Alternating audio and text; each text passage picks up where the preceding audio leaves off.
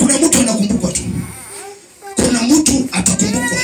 Katika uongozi wako ukiwa mwaminifu, Mungu kuna vitu ambavyo anafanya visivyo vya kawaida katika maisha ya uongozi wako. Bwana sifa. Amen. Oh my Father. Baba wasaidie tu watoto. Yeremia sura ya 5 aya ya 1. Yeremia sura ya 5 aya ya 1. Tutasoma neno la uzima. Yeremia sura ya 5 aya ya 1. Yes. Endelea. Pigeni mbio huku katika njia za Yerusalemu, mkaone sasa na kujua na kutafuta katika viwanja vyake, kwamba mwaweza kumpata mtu mmoja, kwamba yuko mtu mmoja awaye yote, atendaye kwa haki, atafutaye uaminifu, nami nitausamehe mji huo. Kunaye mtu kati yenu anayetenda uaminifu na Mungu atasamea mtu huo. Kwa sababu ya watumishi kujichanganya sana, ndiposa kuna maroho zimekalia katika miji, kuna madhabahu yamekaa katika vijiji kwa sababu ya ubinafsi ya watumishi. Lakini maandiko yamesema ya kwamba Mungu anatafuta japo mtu mmoja ambaye anayetenda kwa uaminifu, ambaye anayetenda kwa haki, ili akaiponye kweli mji huo. Amen. Bwana sifa. Je, matendo yako ni uaminifu?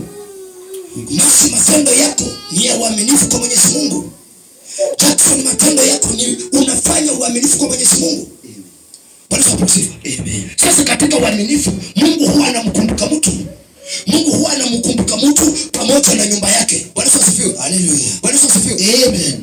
Sema kuanzia leo. Kuanzia leo. Kuanzia leo. Nyosha mikono yako, sema kuanzia leo. Kuanzia leo. Mimi na nyumba yangu. Mimi na nyumba yangu. Nitakutumikia Bwana. Nitakutumikia Bwana. Nitakutumikia Bwana. Nitakutumikia. Wewe kuanzia leo. Kuanzia leo. Mimi na nyumba yangu. Mimi na nyumba yangu. Nitakutumikia Bwana. Nitakutumikia. Pigia Bwana Yesu makofi mazuri. Nafasi yako imejawa na uwezo wake. Kwa jina la Yesu. Amen. Inafika nyakati lazima utekeleze. Ufanye uamuzi mchungu. Ndugu zako wakuchukie, wazazi wako wakuchukie, marafiki wako wakuachilie, lakini unajua una focus na Mungu. Amina. Unajua ndani yako unatembea na Mungu sasa.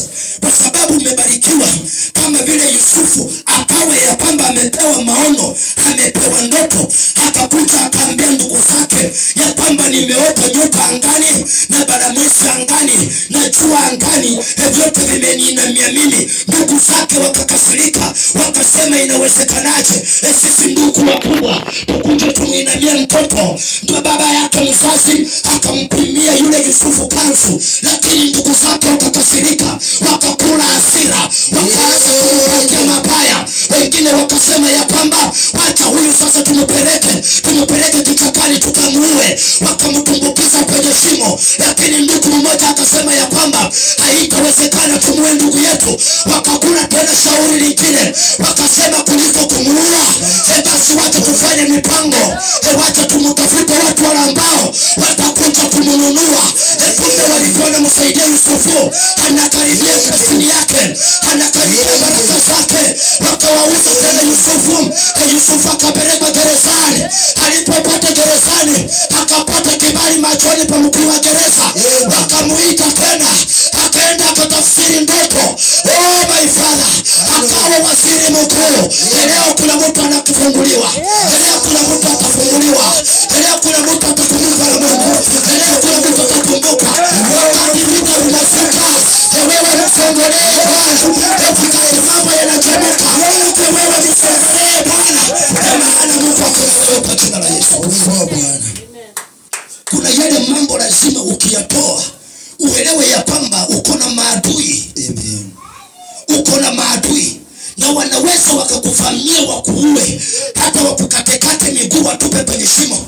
Lakini kumbe kuna kamsamaria mwema amesimama hapo kando, anasema ya kwamba huyu mtu wa Mungu amepata kutendewa unyama, lakini wacha nikamchukue, wacha nimpeleke matibabu. Lakini kufika kwenye matibabu, Mungu anasema sasa wewe kwanza siku ya leo unapona hapa, na ukirudi kule wewe ndio unaenda kwa mkuu wa vijiji, wewe ndio unaenda kwa mkuu wa kabila, wewe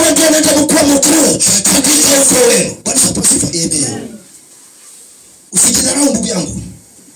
Mungu ako na kila sababu na wewe. Amina. Usiwahi kudharau. Usione kabisa leo hauna kazi. Usijione kabisa leo hauna ndoa. Hizo vifungo utaziondokea katika jina la Yesu. Tumepata damu ya Yesu na mwili wa Yesu Kristo. Tunapokula mwili, tunapokea uponyaji.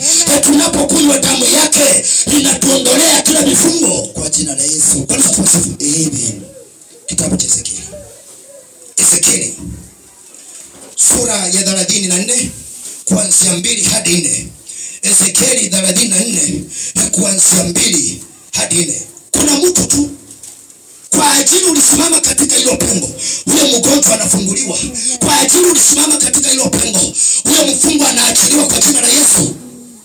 Bwana asifiwe. Tusome neno la uzima. Ezekieli sura ya 34 mstari wa 2 hadi 4. Tusome neno la Bwana. Mwanadamu, toa unabii juu ya wachungaji wa Israeli. Toa unabii. Sikiliza kwanza mwalimu. Maandiko yanasema ya kwamba Mungu akaongea na Ezekieli, akamwambia kwamba Ezekieli, toa unabii juu ya wachungaji.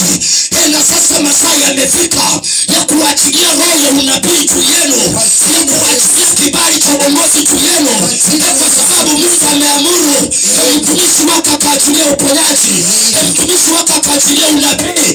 Pokeeni kibali cha Bwana. Pokeeni kibali cha Bwana. Pokeeni neema ya Bwana kwa jina la Yesu Kristo Nazareti.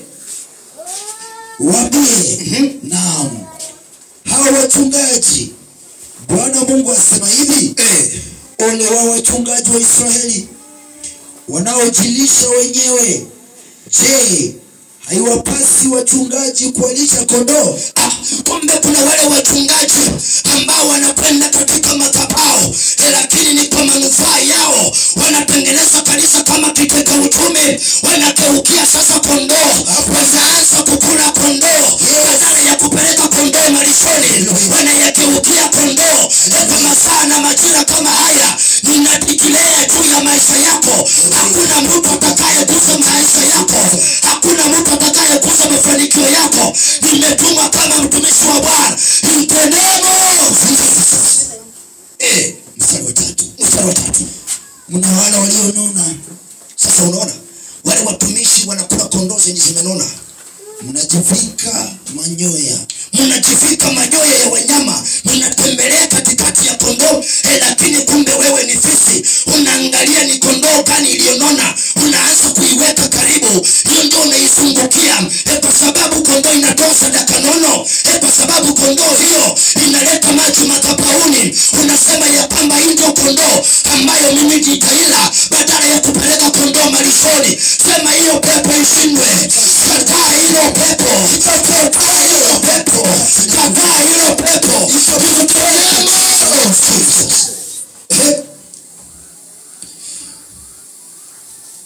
Mnachinja walionona, lakini hamwalishi kondoo. Wagonjwa hamkuwatakia nguvu, wala hamkuwaponya wenye maradhi, wala hamkuwafunga waliovunjika, wala hamkuwarudisha waliofukuzwa, wala hamkuwatafuta waliopotea, bali kwa nguvu na kwa ukali mmewatawala. Bwana asifiwe. Amen. Sasa unaona kuna wale wachungaji ambao wanaangalia kondoo zenye zimenona katika nyumba ya Bwana. Bwana asifiwe. Amen. Badala ya kupeleka hizi kondoo katika malisho, wanaangalia kondoo ambazo zimenona, wanazileta karibu ili wakapate kuzichinja na kuzila. Hawakuangalia zile kondoo zimevunjika miguu wakapata kuzifunga. Hawakuangalia zile kondoo ambazo zinakonjeka wakapata kuzitafutia matibabu. Haleluya. Bwana asifiwe. Amen. Maneno haya ni maneno ya siri, maneno ni ya fiche. Bwana asifiwe. Amen. Sasa unapata kuhani huyo, badala ya kumsaidia yule mhitaji katika nyumba ya Bwana, ananyemelea vitu vyote ambavyo yako navyo, anashiriki na yeye, wanaenda wanafanya mambo machafu kule nje, lakini baadaye wanakuja madhabahuni, wao ndio wanaeneza injili ajili ya Bwana, lakini kumbe huko kando wanakutana kisiri kisiri, wanapenda kujificha, wanafanya mambo machafu. Bwana asifiwe. Amen. Hilo pepo lishindwe katika jina la Yesu. Lazima mjue uongozi hauhitaji tamaa. Uongozi hautaki tamaa.